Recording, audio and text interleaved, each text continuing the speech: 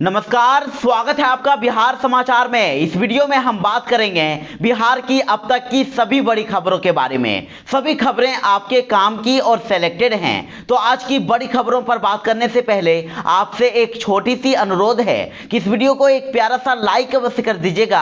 आपका एक लाइक करना ही हमारी मेहनत का फल होता है। तो चलिए शुरुआत करते हैं आज की पहली बड़ी खबर से। बिहार में मानसून आ चुका है और पूरे बिहार में भारी बारिश हो रही है और साथ ही मौसम विभाग के द्वारा पूरे बिहार में भयंकर बारिश और वज्रपात का अलर्ट जारी कर दिया गया है। बिहार में पूर्णिया की जगह अब दरभंगा के रास्ते एक दिन पहले ही मानसून ने दस्तक दे दी है और कहा जा रहा है कि इस बार सामान्य से भी अधिक बारिश होने वाली है। तो बिहार के जिन जिलों में सबसे ज्यादा बारिश होने वाली है वे जिले हैं पटना, वैशाली, सारण, भोजपुर, रोहतास, खगड़िया और बेगूसराय। इन जिलों में मेघ गर्जन के साथ ही वज्रपात और भारी बारिश की संभावना को लेकर अलर्ट जारी कर दिया गया है और साथ ही कई ऐसे जिले हैं जहां पर वज्रपात से कई लोगों की जान भी चली गई है। और वज्रपात से जिन जिलों में सबसे ज्यादा खतरा है वे जिले हैं औरंगाबाद, रोहतास, जमुई, नवादा, कटिहार, बांका, पूर्वी चंपारण और पश्चिमी चंपारण। इन जिलों में वज्रपात को लेकर स्पेशल अलर्ट जारी कर दिया गया है और साथ ही बिहार के बाकी जिलों में भी अलर्ट जारी कर दिया गया है। तो पूरे बिहार में भारी बारिश होने वाली है।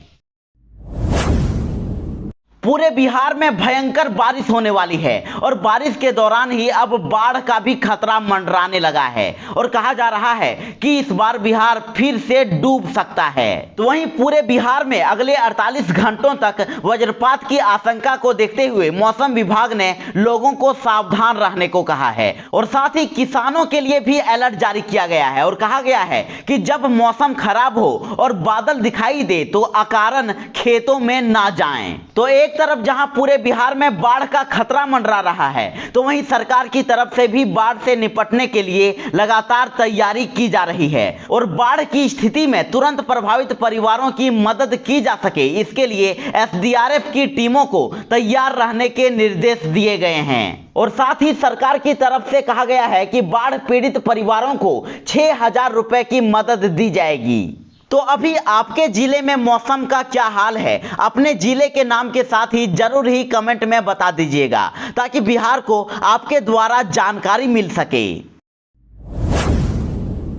तो मांझी के बाद अब साहनी ने भी बढ़ा दी है एनडीए की टेंशन। लालू से बातचीत के बाद बोले कि इसे पर्दे में ही रहने दीजिए। जी हां, बता दें कि वीआईपी पार्टी के प्रमुख मुकेश सहनी ने लालू यादव के जन्मदिन पर उनसे फोन पर बात की और यह बातचीत लगभग 12 मिनट तक चली है। और जब उनसे इस बारे में पूछा गया कि क्या बातचीत हुई तो उन्होंने कहा कि इसे पर्दे में ही रहने दीजिए और जिसके बाद राजनीतिक गलियारों में बड़ा हलचल पैदा हो गया है। तो वहीं जीतन राम मांझी और मुकेश सहनी लगातार अपने ही सरकार से नाराज दिख रहे हैं और इधर सहनी ने बिना नाम लिए ही बीजेपी नेताओं को अनावश्यक बयानबाजी करने के बजाय जनता से किए गए 19 लाख के रोजगार पर काम करने की सलाह दी है। उन्होंने कहा है कि बहुत से नेता अलग अलग मुद्दों पर बयान दे रहे हैं जो सही नहीं है। हमने जनता से 19 लाख रोजगार देने का वादा किया है, इसलिए वादे के अनुसार हमें उस पर ध्यान देना चाहिए। मोदी कैबिनेट में शामिल होना चाहती है नीतीश की पार्टी। विस्तार से पहले जदयू ने मांगा हिस्सा।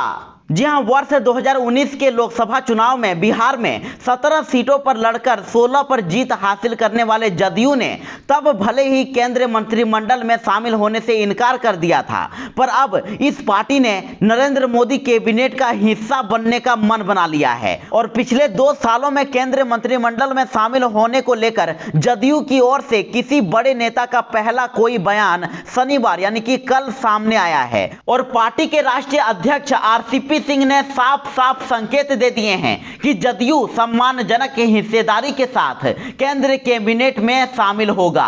और आरसीपी सिंह ने कहा है कि केंद्रीय मंत्रिमंडल विस्तार की चर्चा हमने भी सुनी है और कहा कि जब भी विस्तार हो जदयू को मंत्रिमंडल में हिस्सेदारी मिलनी ही चाहिए। एनडीए के जितने घटक दल हैं सबों को हिस्सेदारी सरकार में होनी ही चाहिए और इसमें सवाल कहां से खड़ा होता है, गठबंधन में जितने भी सहयोगी हैं सबों को मान सम्मान मिलना ही चाहिए। केंद्रीय कैबिनेट में जदयू के शामिल होने को लेकर जदयू अध्यक्ष आरसीपी सिंह ने जो बयान दिया, उसके बाद बिहार की राजनीति अचानक से गर्म हो गई है। और आरसीपी सिंह के बयान के बाद आरजेडी ने कहा है कि केंद्रीय कैबिनेट में शामिल होने के लिए जदयू व्याकुल है। और आरजेडी के राष्ट्रीय महासचिव श्याम रजक ने कहा है कि नीतीश कुमार अब तक विशेष दर्जे की मांग करते रहे हैं, लेकिन बिहार को विशेष राज्य का दर्जा नहीं मिला है। और बिहार को विशेष राज्य का दर्जा मिले बगैर अगर कैबिनेट में वह शामिल होने जा रहे हैं तो इस बात को समझा जा सकता है कि उन्होंने स्पेशल स्टेटस के मुद्दे को हथकंडे के तौर पर इस्तेमाल किया है। श्याम रजक ने आगे कहा कि विशेष राज्य का दर्जा और कॉलेजियम सिस्टम को खत्म करने का मुद्दा उठाकर जदयू बीजेपी के साथ बार्गेनिंग करने का काम कर रही है, ताकि वे केंद्रीय मंत्रिमंडल में शामिल हो जाएं और सत्ता का सुख भोगें। बिहार के शहरी निकायों में बम्पर वैकेंसी, आउटसोर्सिंग पर बहाल किए जाएंगे कर्मचारी। जी हां, बड़ी खबर है कि बिहार के 117 नए नगर निकायों में आउटसोर्सिंग पर बम्पर बहाली होने वाली है और नए निकायों के नए कार्यालयों के लिए भी करीब 1000 कर्मचारी आउटसोर्सिंग पर रखे जाएंगे। और इसके अलावा नई नियुक्तियों में हजारों की संख्या सफाई कर्मचारियों की होगी। नगर विकास एवं आवास विभाग ने सभी जिला पदाधिकारी, नगर आयुक्त और कार्यपालक पदाधिकारी को पत्र लिखकर इस बाबत आदेश जारी कर दिया है और हर हाल में 31 मार्च 2022 तक बहाली की प्रक्रिया पूरी कर लेने का निर्देश दे दिया गया है। आपको बता दें कि 117 नए नगर निकायों में खुलने वाले नए कार्यालयों में आईटी व्यय, computer operator, tax collector, accountant और सफाई निरीक्षण के पद के लिए आउटसोर्सिंग पर बहाली होगी। तो वहीं नगर पंचायतों में 8 जबकि नगर परिषद में अधिकतम 10 कर्मचारी रखे जाने हैं। तो वहीं इसके अलावा सभी निकायों में साफ सफाई के लिए करीब 3-4 हजार सफाई कर्मी एजेंसी के माध्यम से आउटसोर्सिंग पर रखे जा सकते हैं। ऑनलाइन स्टॉल बुक करने की अनिवार्यता हुई खत्म। अब पटना के सभी केंद्रों पर होगा ऑन स्पॉट रजिस्ट्रेशन और टीकाकरण।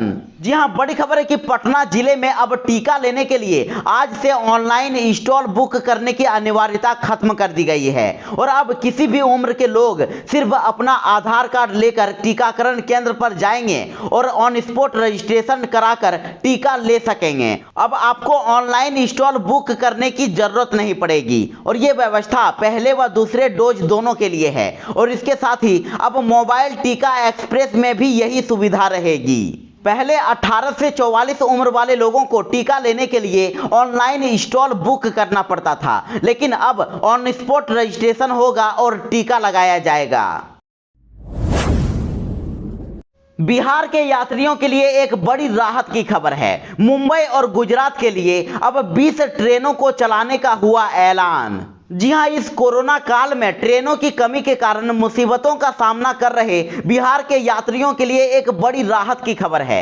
ईस्ट सेंट्रल रेलवे ने 20 ट्रेनों को चलाने का ऐलान कर दिया है और अब ये ट्रेनें बिहार से मुंबई, गुजरात, यूपी और एमपी के कई स्टेशनों में जाएंगी। यात्रियों की जरूरत और अतिरिक्त भीड़ को देखते हुए रेलवे ने एक बार फिर से इन ट्रेनों की सेवाओं को बढ़ाने का ऐलान किया है और जिन 10 जोड़ी स्पेशल ट्रेनों के फेरों में वृद्धि की गई है वे ट्रेनें हैं Udhna Danapur special train, Mumbai Central Samastipur special train, Mumbai Central Bhagalpur special train, Bandra Terminus Danapur special train, Danapur Vadodara special train, Okha Guwahati special train, Barauni Bandra Terminus special, Rajkot Samastipur special train और अहमदाबाद समस्तीपुर स्पेशल ट्रेन।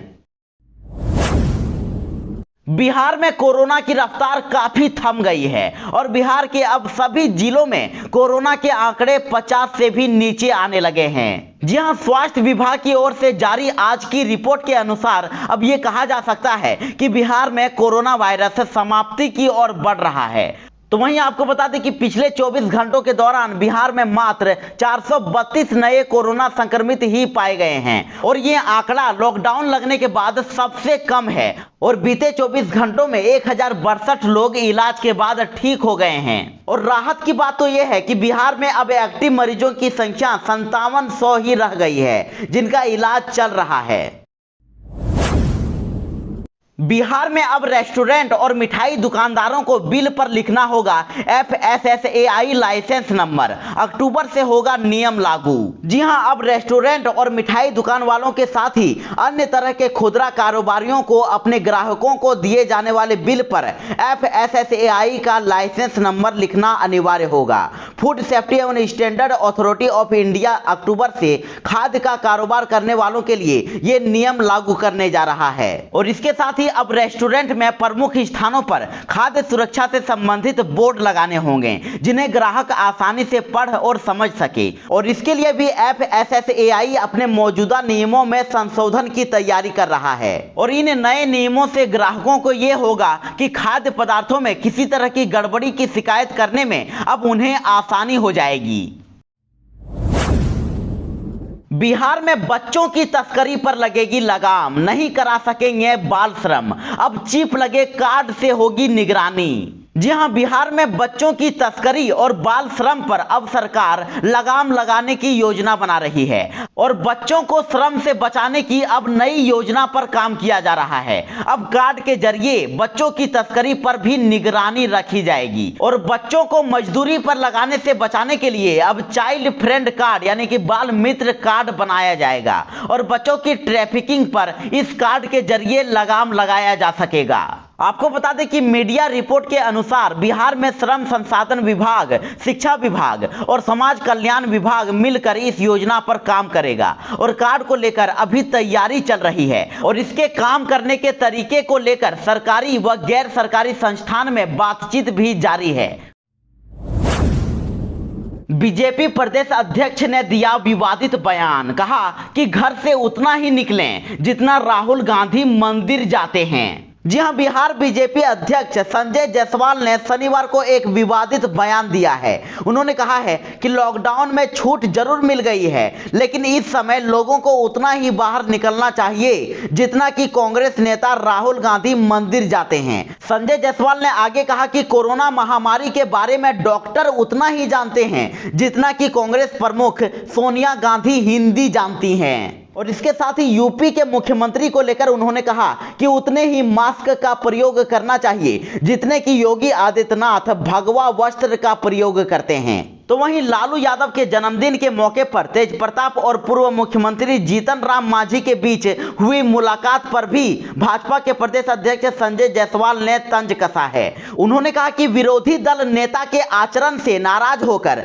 विधायक तेज प्रताप एनडीए में शामिल होना चाहते हैं। और इसके साथ ही उन्होंने कहा कि बिहार में आजकल अद्भुत घटना हो रही है। जब जब बिहार के लोगों पर संकट आता है तो नेता प्रतिपक्ष गायब हो जाते हैं और संकट खत्म होने पर पटना वापस लौटते हैं और सरकार से हिसाब मांगने लगते हैं। और उन्होंने कहा कि हो सकता है कि उनके विधायक उनसे असंतुष्ट होकर मांझी जी की पार्टी में ज्वाइन होना चाहते हों, तो उनका स्वागत है।